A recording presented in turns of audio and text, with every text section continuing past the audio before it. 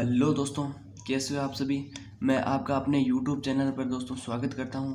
आप हमारे चैनल पर नए हो तो प्लीज़ चैनल को सब्सक्राइब ज़रूर कर देना। दोस्तों, अभी तक हमने बहुत सारे टॉपिक किए हैं, जैसे समय व कार्य हो गया, दूरी, समय, चाल के बारे में हमने अध्ययन कर लिया, प्रतिशत के बारे में, प्रॉफिट लॉस कर लिया। आज हम जो है वो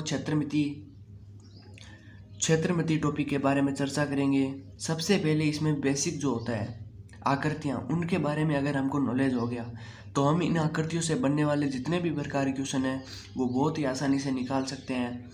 सबसे पहले मेंसुरेशन में दोस्तों क्या आपको याद रखना है, इसमें दो प्रकार की आकृतियों का अध्ययन करना है। एक 2D आकृतियाँ होती है, एक 3D। जैसे 2D आकृति में होता है वृत्त, जो एक सीधा जो है, इसमें क्षेत्रफल होगा और परिमाप होगा, परंतु इसमें आयतन नहीं होता है। परंतु जैसे 3D होता है, उसमें क्या होता है कि क्षेत्रफल होता है। क्या होता है इसमें? क्षेत्रफल, और दूसरा होता है इसमें परिमाप। यही हम बात करते हैं जो 3D आकृति होती है, उसमें क्या होता है, परिमाप तो होगा ही, परिमाप प्लस क्षेत्रफल प्लस इसमें दोस्तों हमको आयतन भी ज्ञात करना पड़ता है। आयतन का मतलब ये कितना इस जो है वो आयतन घेरता है, यानी कितने जगह घेरता है। उसी प्रकार अलग अलग आकृतियों के बारे में हम अध्ययन करेंगे। तो आपने देखा 2D और 3D आकृतियों के बारे में, तो इन आकृतियों के बारे में सबसे पहले चर्चा करेंगे। तो सबसे पहले मैं लिख देता हूँ बहुभुज। सबसे पहले जो आकृति है वो है बहुभुज। ये बहुभुज क्या होती है दोस्तों? ये बहुभुज जो होती है, जो बहुत सारी भुजाओं से घिरी हुई आकृति को क्या कहते हैं? बहुभुज कहते हैं। ये तीन प्रकार की होती है। एक होता है समबाहुभुज, और दूसरा होता है उत्तल बहुभुज, और तीसरा दोस्तों क्या होता है? अवतल बहुभुज। अब ये तीन प्रकार के बहुभुज होते हैं। तो सबसे पहले हम देखते हैं समबाहुभुज किसे कहते हैं। समबाहुभुज जो होता है उसमें क्या होती है, सभी भुजाएं और आंतरिक कोण जो होते हैं समान होते हैं। जैसे हम बात करते हैं चतुर्भुज की, यह है एक चतुर्भुज ABCD, जिसके चारों भुजाएं जो है समान हैं और चारों कोण 90 डिग्री के हैं, इसलिए इसको क्या कहेंगे? समबाहुभुज कहेंगे। उत्तल बहुभुज की बात करते हैं। उत्तल बहुभुज क्या होता है? जिसके आंतरिक कोणों का योग जो होता है वो 180 डिग्री से कम होना चाहिए। आंतरिक कोण का योग जो होता है 180 डिग्री से कम, मतलब जैसे ये त्रिभुज है, अगर इसके तीनों भुजाएं समान होती और तीनों कोण समान होते तो ये समबाहुभुज हो जाता। परंतु ये 60 डिग्री है, ये 70 डिग्री है, और ये क्या है दोस्तों 50 डिग्री हो जाएगा, क्योंकि त्रिभुज के तीनों कोणों का योग जो 180 डिग्री होता है। ABC मैंने लिख दिया। तो इस प्रकार हमने उत्तल बहुभुज के बारे में जाना। अब हम बात करते हैं अवतल बहुभुज क्या होते हैं। इसमें एक आंतरिक कोणों का योग जो होता है वो 180 डिग्री से अधिक होना चाहिए। अगर आप बेसिक क्लियर कर लोगे तो आप क्वेश्चन, कितने भी प्रकार के क्वेश्चन बनेंगे उन सब के बारे में चर्चा कर लोगे। जैसे मैंने कहा ये एक बहुभुज है हमारा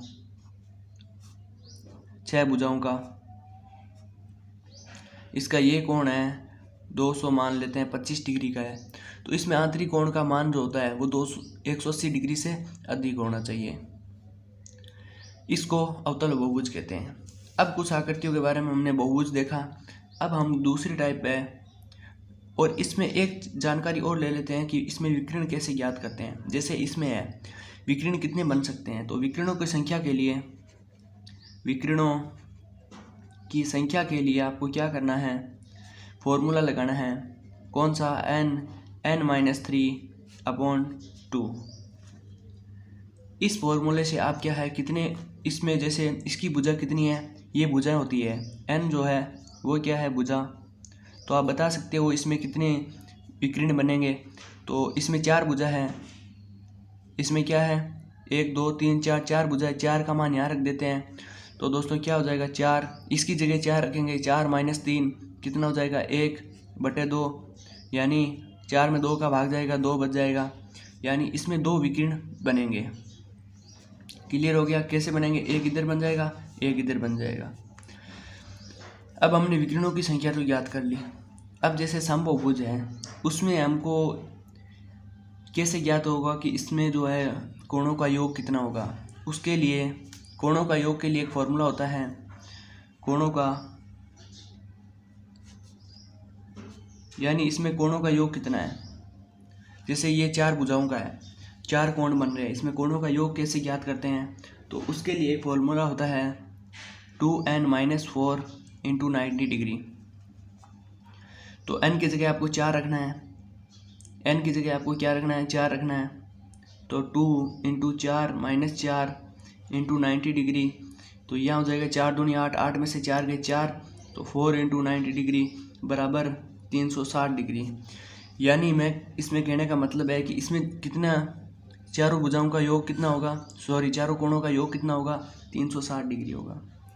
ये आपको क्लियर हो गया। और इसमें जो है जैसे इसमें जैसे 6 भुजाओं की आकृति है, षटभुज है, 6 भुजाओं की आकृति है, इसमें जो है इसके कोणों का योग कितना होगा? तो हमको पता है, हम ये फॉर्मूला लगा देंगे। भुजा कितनी है?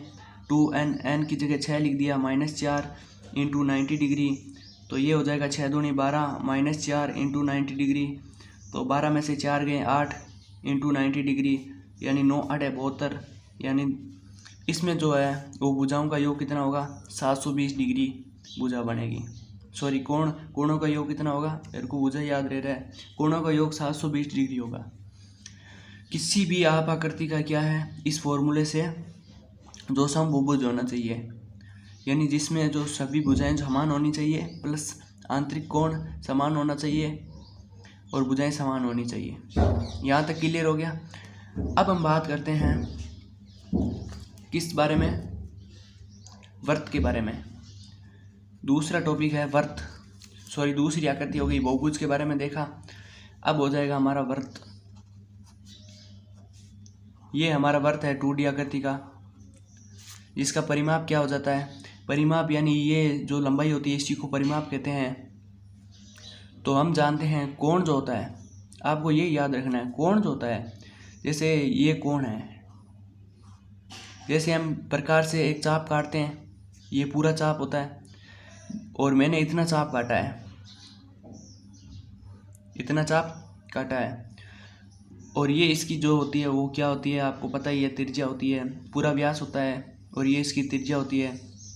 ये मैंने चाप काटा है, तो यहाँ पे मैं लिख देता हूँ चाप बटे त्रिज्या के बराबर होता है।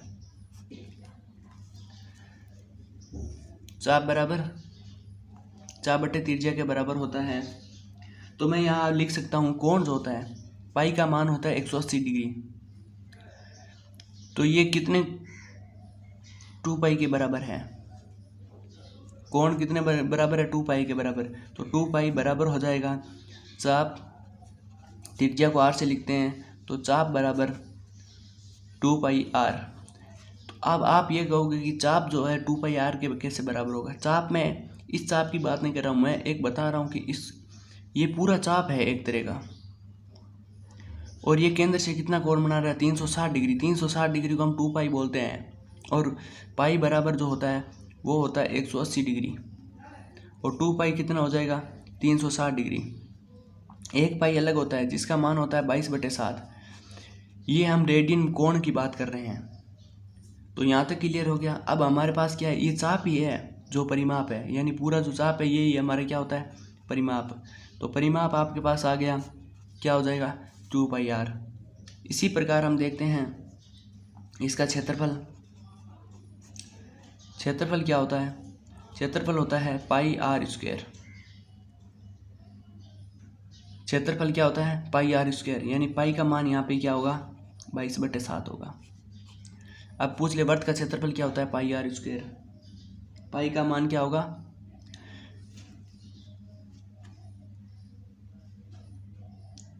पाई का मान हो जाएगा 22/7। अब हम देखते हैं, ये तो वर्त हो गया, अर्धवर्त की बात कर लेते हैं।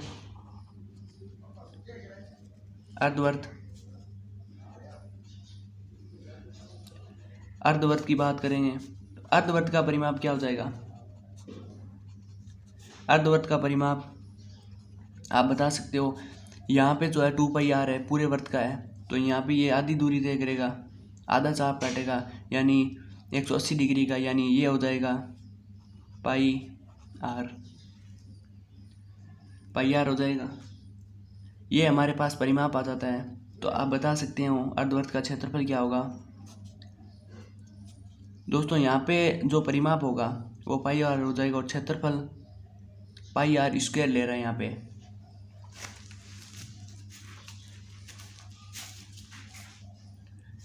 परिमाप जो है वो आधा तो ये है, प्लस ये भी आपको लेना है, यानी ये किसके बराबर है, व्यास के बराबर है। ये पूरा व्यास होता है, वर्त का पूरा व्यास होता है, प्लस आपको लेना है 2r, यानी त्रिज्या का 2 गुना है ये।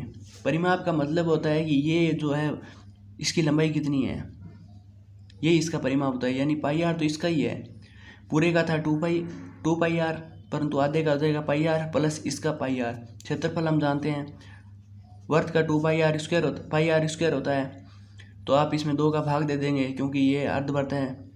तो यहाँ तक आपको क्लियर हो गया होगा। मैं उम्मीद करूँगा आपको वीडियो पसंद आ रहा है, ज़्यादा से ज़्यादा शेयर करना। अब हम आगे बात करते हैं त्रिभुज की। त्रिभुज जो है वो कितने प्रकार के होते हैं, उन सब के बारे में चर्चा करेंगे, और किस त्रिभुज से कितना कैसे क्षेत्रफल निकालते हैं। दोस्तों अब हम त्रिभुज के बारे में देखते हैं कि त्रिभुज कितने प्रकार का होता है। दोस्तों त्रिभुज जो होता है वो 3 प्रकार के होते हैं, विषमबाहु त्रिभुज, समद्विबाहु त्रिभुज और समबाहु त्रिभुज। इनमें अंतर क्या होता है, आप सबसे पहले यही पूछोगे कि भाई प्रकार तो हमको पता चला कि अलग अलग है, तभी तो इसके प्रकार बने हैं। तो कैसे बने हैं प्रकार, तो विषमबाहु जो त्रिभुज होता है उसमें तीनों भुजाएं अलग अलग होती है। समद्विबाहु में समान 2 भुजाएं, यानी 2 भुजाएं समान होती है, और जो समबाहु है इसमें तीनों भुजाएं समान होती है। तो मैं यहाँ लिख देता हूँ, ये भुजा ए है, ये भुजा बी, और ये भुजा क्या हो जाएगी सी। यहाँ दोनों समान हैं, तो ये ए मान लेता हूँ मैं, और ये बी मान लेता हूँ। इसी प्रकार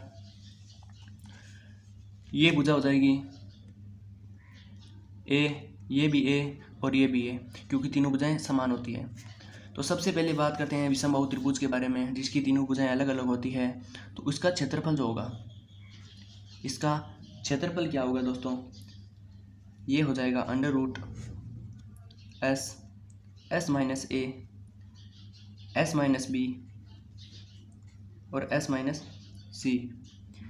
ये जो होता है वो विषमबाहु त्रिभुज का क्षेत्रफल होता है। आप पूछोगे कि सर त्रिभुज का क्षेत्रफल तो हम जानते हैं 1/2 इंटू आधार इंटू ऊंचाई होता है, परंतु 1/2 आधार इंटू ऊंचाई कब लागू होता है, जब तीनों भुजाएं समान होती है और हमारे पास ऊंचाई हो।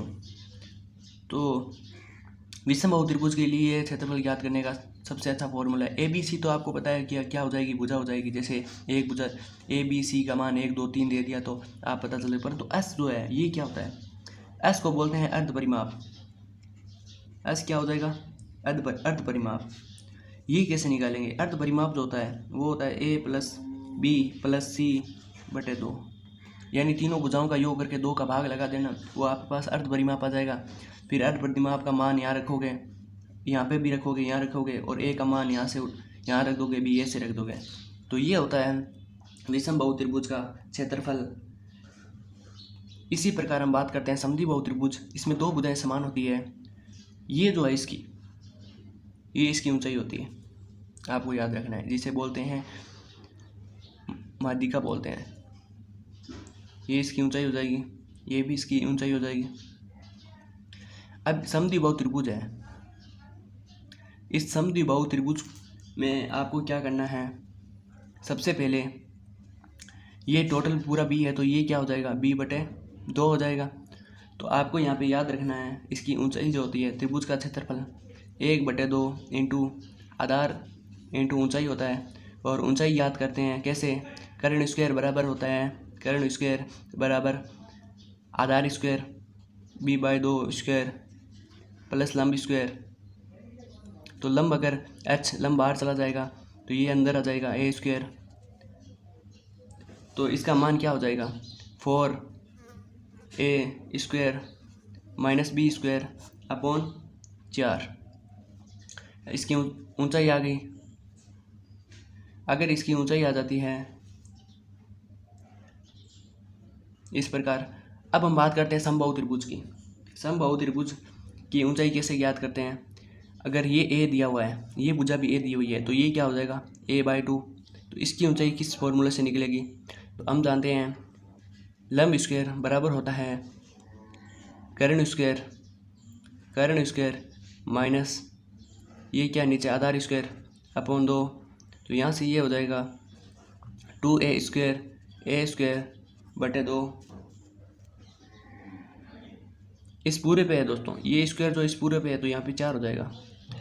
तो 2a स्क्वायर से ये 4 इधर गुणा होगा, 4a स्क्वायर से a स्क्वायर चला जाएगा 3a स्क्वायर बटे 4। ये इसकी ऊंचाई आ जाएगी, स्क्वायर में है। परंतु अब हम इसकी ऊंचाई में अंडर रूट लगा देते हैं। तो इसकी ऊंचाई जो है वो √3a/2 हो जाएगी।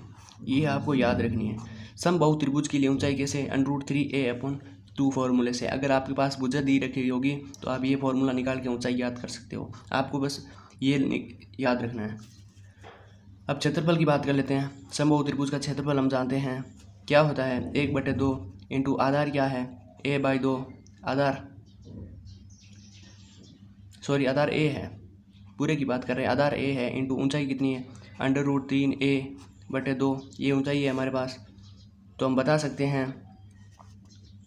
कि 1/2 से 1/2 आपस में मल्टीपल हो जाएंगे। तो √3a स्क्वायर अपॉन 4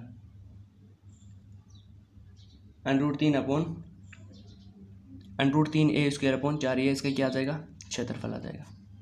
तो मैं उम्मीद करूँगा आपको वीडियो पसंद आ रहा है। ज़्यादा से ज़्यादा दोस्तों शेयर करना और पसंद हो तो लाइक करना। अब हम आगे बात करेंगे अगले पार्ट में किस प्रकार हमने देखा 2D स्ट्रक्चर का अध्ययन किया। अब हम बात करेंगे जो 3D स्ट्रक्चर होते हैं वो कितने प्रकार के होते हैं और कैसे बनते हैं। इसमें 2 छोटे छोटे टॉपिक बचे हुए हैं, उनको भी देख लेते हैं। जैसे एक होता है हमारे पास वर्ग और दूसरा होता है आयत। आप जानते हो वर्ग का क्षेत्रफल होता है भुजा इंटू भुजा, क्योंकि चारों भुजाएं समान होती है। इसका क्षेत्रफल भुजा इंटू भुजा होती है। तो मैं यहाँ लिख देता हूँ a स्क्वायर हो जाएगी इसकी। इसका क्षेत्रफल क्या हो जाएगा a स्क्वायर। परिमाप क्या हो जाएगा, परिमाप 4a हो जाता है क्योंकि 4 भुजाओं से बना हुआ है। तो एक की लंबाई a है तो 4 लंबाई, परिमाप क्या आ जाएगा 4a। इसी प्रकार आयत की बात कर लेते हैं। आयत में आमने सामने की भुजा समान होती है, सभी कोण 90 डिग्री के होते हैं। परंतु इसका जो क्षेत्रफल होता है क्षेत्रफल वो हो जाएगा लंबाई इंटू चौड़ाई। परिमाप की बात करते हैं, परिमाप क्या आ जाएगा 2 इंटू लंबाई प्लस चौड़ाई, 2 इंटू लंबाई प्लस चौड़ाई हो जाता है। क्षेत्रफल इसका लंबाई इंटू चौड़ाई हो जाएगा। दोस्तों इसमें जो विकर्ण की लंबाई है वो आप ज्ञात कर सकते हो। कैसे ज्ञात करोगे, ये भुजा मान ए है और ये जो है वो बी है, ये ABC में मान लेता हूँ। तो आप बता सकते हो a स्क्वायर, कर्ण ज्ञात करना है आपको। तो कर्ण स्क्वायर बराबर a square plus b square, यानी कर्ण बराबर हो जाएगा √a square plus b square. तो दोस्तों इसका विकर्ण ज्ञात करने के लिए a square plus b square का होल ट्वाइस से हम ज्ञात कर सकते हैं। तो दोस्तों मैं उम्मीद करता हूँ आपको वीडियो पसंद आया होगा। ज़्यादा से ज़्यादा शेयर करना। धन्यवाद। अगले पार्ट में हम 3D स्ट्रक्चर के बारे में अध्ययन करेंगे।